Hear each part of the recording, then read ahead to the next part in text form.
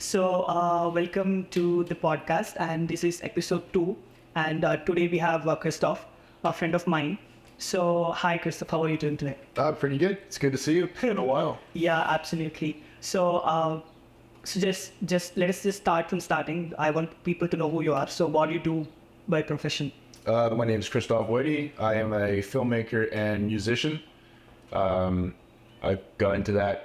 I've been a musician. I started when I was 12 years old. Oh. And just self-taught, and then just gradually started adding new instruments to it. Because I started off with the drums, and then from there I just started branching off, taught myself a little bass, and I know enough that I could write my own songs. Yeah. Absolutely, yeah.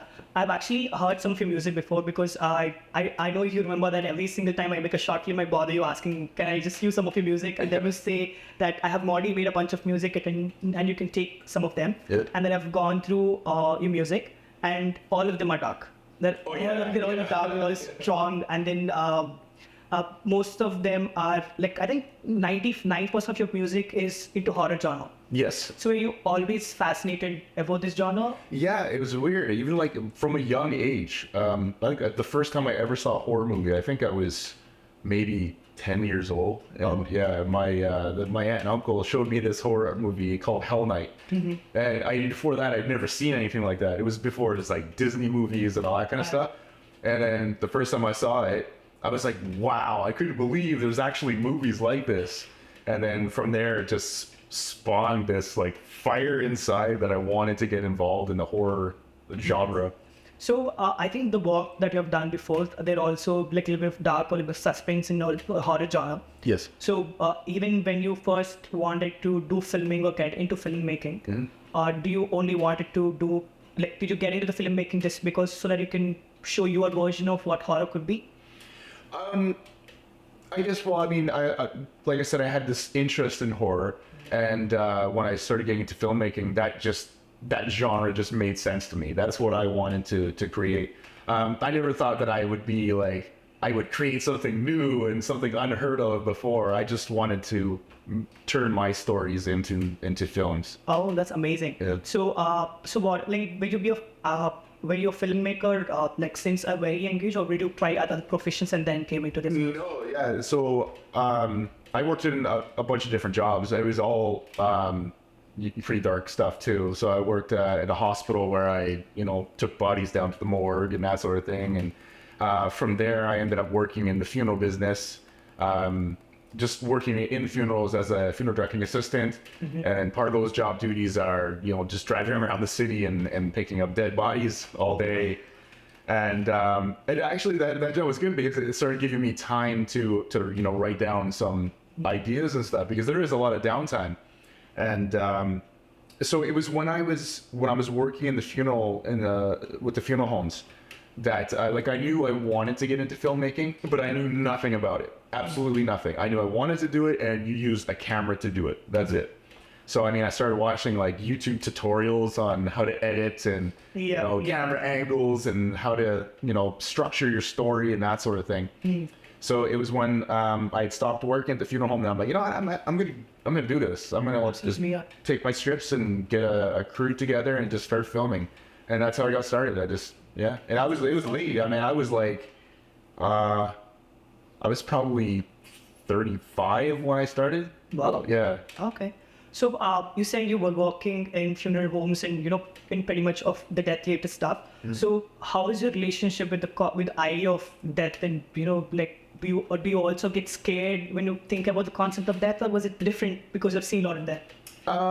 When I first started, in the hospital, the first time I actually saw, like a dead body, I was like 20 years old or something. Oh. And it affected me strange. Like it was weird because when I first started dealing with it, I'd go home at night and I'd fall asleep, and it's like I could still see these people's faces. I was like, it's bothering me.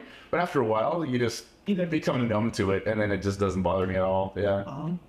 So, I understand that you've seen a lot of bodies because of your profession. Yeah. But also, did you happen to, experience, or did you see that? You said you just got numb to the deaths and everything. Mm-hmm. So, did it affect your personal life as well when you've seen someone close to you, or someone like a relative or something happened to them and then you got numb to that?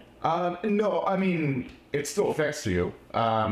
You kind of close yourself off from, when you're working in the funeral business and you're standing there and listening to the stories of these people and listening to seeing how it's affecting the family, it does affect you, and it starts taking a toll on you a little bit. That's why you kind of got to just tune it out and just, as bad as it sounds, it's like you have to try to think of this deceased person as a piece of meat. That's it. That's all it is. Wow. It's not a person anymore. It's just a piece of meat, and that's it.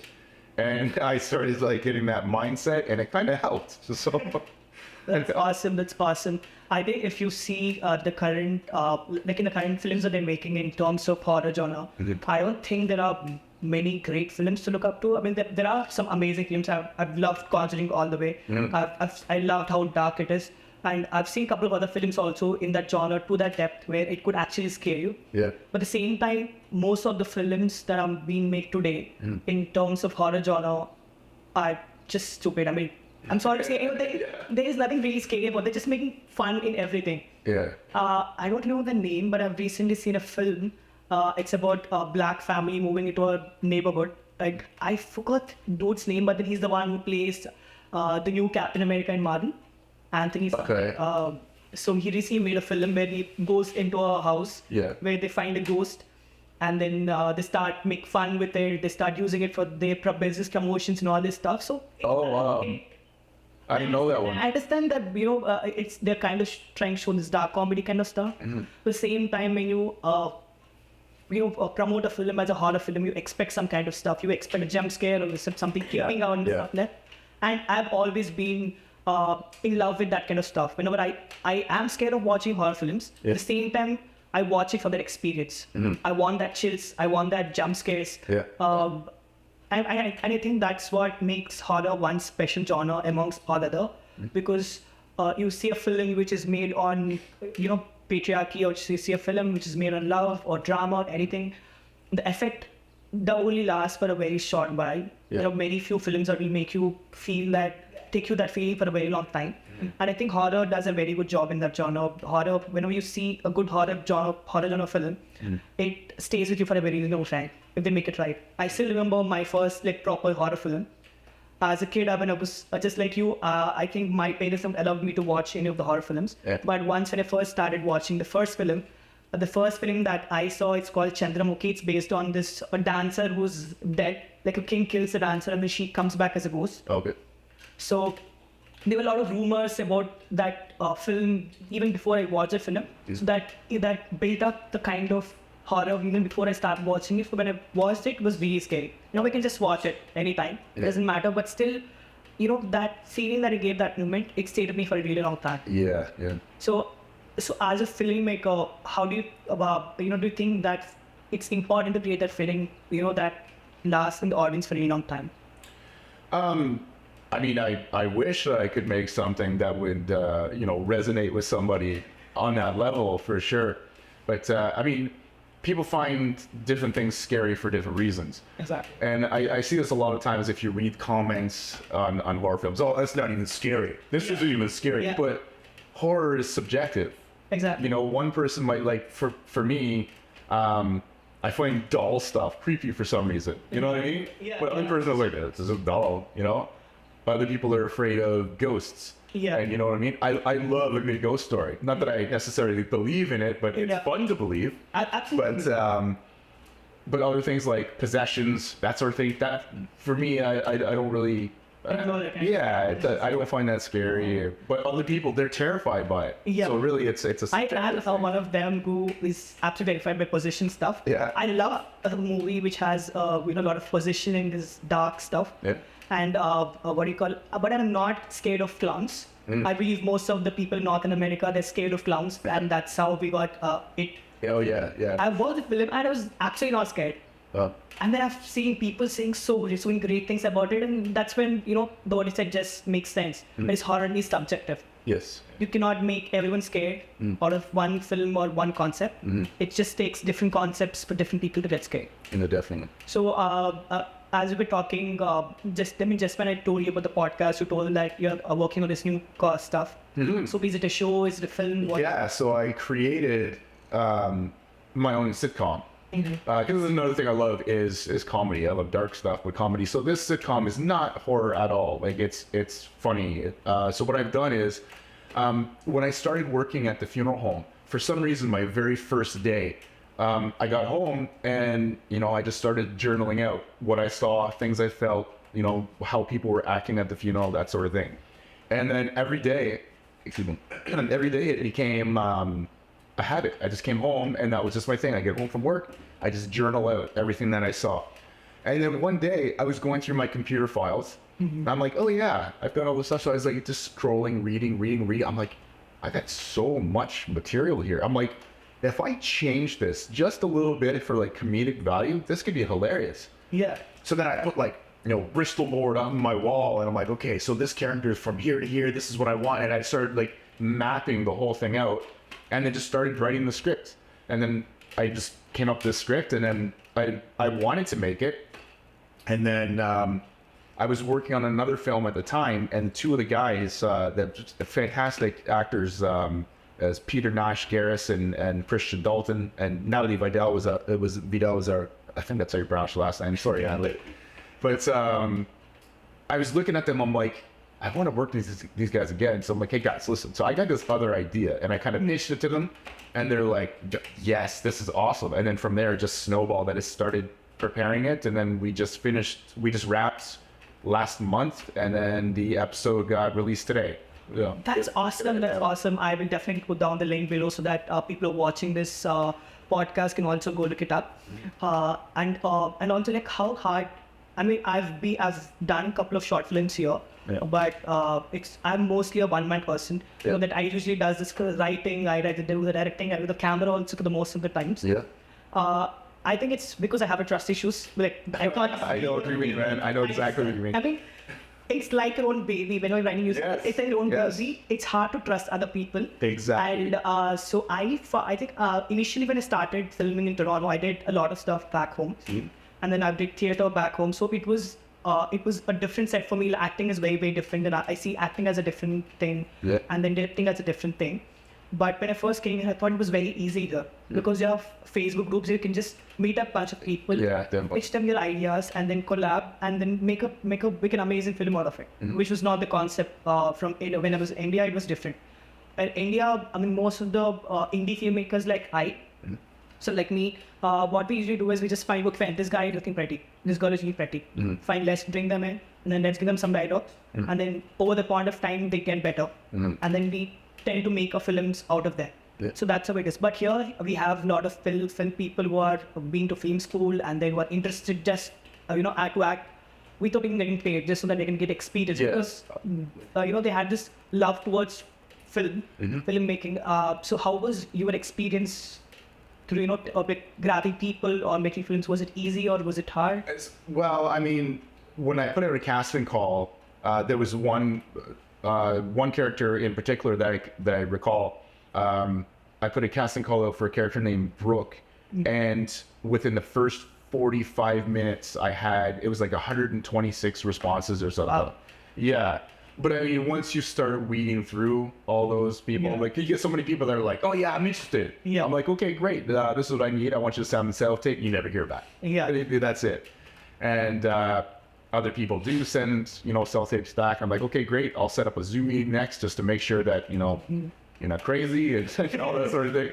And they don't show up for the meeting. They never respond again. So that 126 gets cut down to like 50 really, really fast. And then from there, the most suitable candidate, then you get like a top 10 and then, just keep narrowing it down. But it took, I mean, for a couple of the parts, a couple of mains, I already knew who I wanted right away. So I just said, guys, if you want this, it's yours. And then I just had to cast for a few other parts. Some of them were a little more difficult than others to find the proper person. But by the end, I just put together the greatest team. And it was just, the set was just so amazing. I've never been on a set of my own or anybody else's that everybody was so invested. And then when it was finished, the day we wrapped, like there was literal tears. People were crying. They didn't want to leave. It was just like everyone's like, oh man, like So yeah, it was amazing. It was amazing, yeah. Absolutely. I mean, and also the other question was, can you tell me more about this the pilot that you've just shot. Yeah. Yeah, I mean, what is it about? Is it literally about the stuff like the funeral homes background, or? Yes. So it's like I said, so it's all my actual experiences that I've turned into a script, but I've changed it enough for like comedic value, and it just it follows a group of like colorful characters in a family-run funeral home that's just kind of a mess. There's just so much going on. You got a grumpy funeral director that's been there forever. You got a couple crazy funeral directing assistants that are constantly getting in trouble, and things like accidentally dropping bodies and just little things like that. Yeah. Oh, Yeah. yeah, I mean that would have been an amazing experience to shoot with so many people. Is it your first time to shoot with so many people, or have you done some stuff like this before? That was definitely the biggest production I've ever done. Well, how was it managing so many people like for so many days? Stressful. Crazy stressful. I was like, up until like the day we were there on set, I was like, oh man, like someone's not going to show up, someone's going to cancel, the whole thing's going to get messed up. And I was just like panic attack. But because it took so long, like I was turned down over 30 times to find a venue to film in. Because originally I wanted to film in an actual funeral home, and they usually just wanted no part of it. They're like, Absolutely, yeah. They're like, no. I actually had one response that all it said was no. That was it. So I'm like, okay. Other people were a lot friendlier and just said, we respectfully decline your offer. We came close once to a beautiful funeral home, and they asked me to come in for a meeting just to discuss my needs. So me and Peter from the show went in to talk to them. It was going really well, and they showed us around, let us take pictures of the whole place. Mm-hmm. And then they said, okay, well, we'll let you know. And about a week later, I hadn't heard anything back. So I gave them a follow-up call, and they said, yeah, unfortunately, we discussed it. We don't think it's a good idea. So I'm like, okay. From there, I started looking up venues that I could turn into my own funeral home. Mm-hmm. And the price is just ridiculous. Absolutely ridiculous, man. Like one place wanted to charge like $5,000 per day. Oh. $5,000 per day to rent. I'm like, oh my God, I need it for at least 3 days. And that's pushing it, right? Yeah.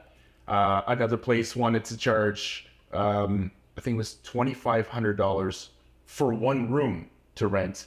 And if I wanted to use an additional room, it was another $500 per room to use. And I was just like, well, I can't do this. So then I started looking outside of the city. Mm-hmm. I'm like, okay, I'm going to expand the circle there.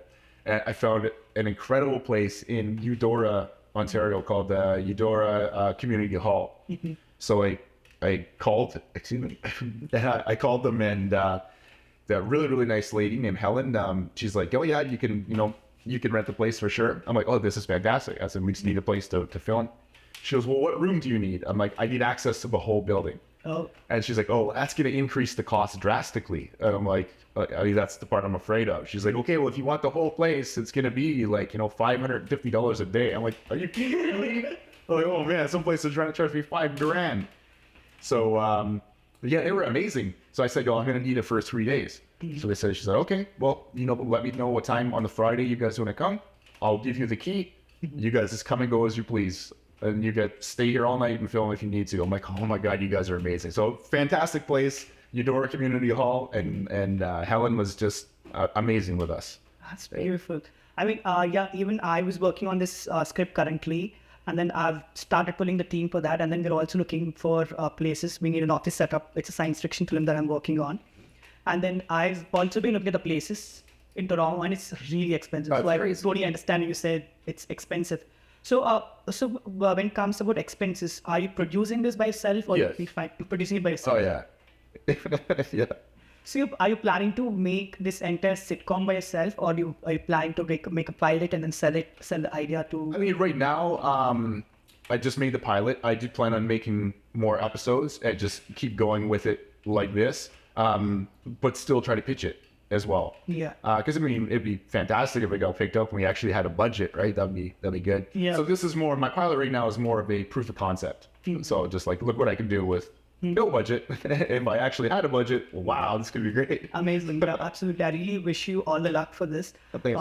And also when it comes to the production, it's so I know that you usually edit your stuff. Yes. And you do music by yourself. Yes. So even for this, you're doing editing part and then Did it all, yeah. Oh my God, you're doing pre-production and then you wrote it and then you are the producer and also you are doing the post-production. Yes.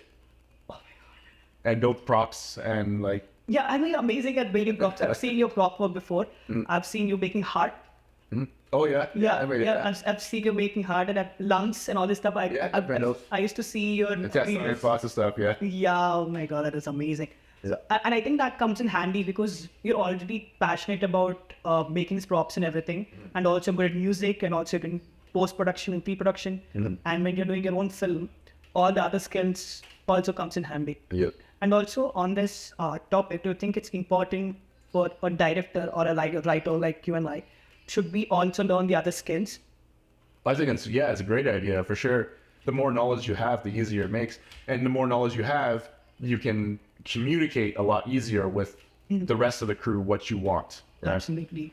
So, and I mean, even I want to go back to saying how I did the editing and the writing and the directing and all that kind of stuff. And none of this could have happened if I didn't have the crew that I had with me and all the actors and all the support with them. And they were just so invested. None of it could have got done. No matter how much work I did alone, it couldn't have got done without them. Yeah, absolutely. So did you go to a film school or did you learn it by watching videos and all this stuff? My film school was YouTube tutorials and watching bonus features on DVDs and just learning different things. Oh, amazing. That's it. So do you think and trying it and just doing it.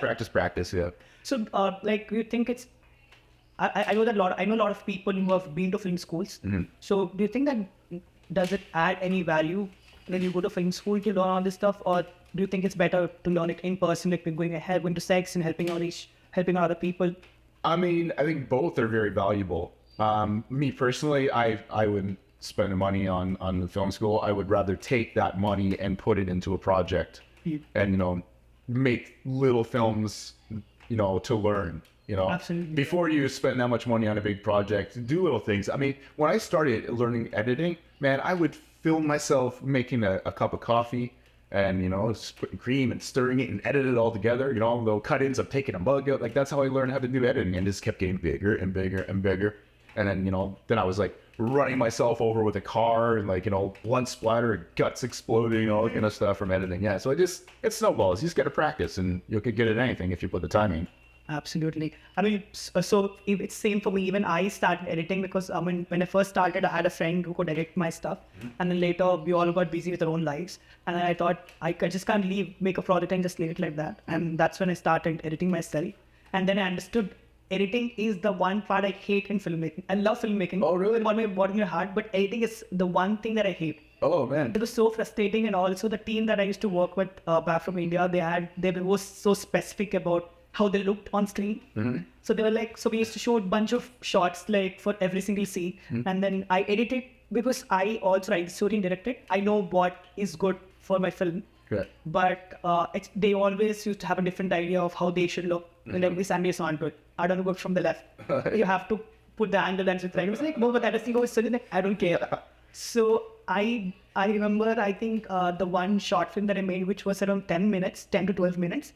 It took me absolutely, I think, 20 hours for me to edit it completely. I was doing it almost 3 days. I was like, from morning to night, I was editing it, sending it to them. And I was saying, oh, this is not good, that is not good. See here, the calculation is different, there it's different.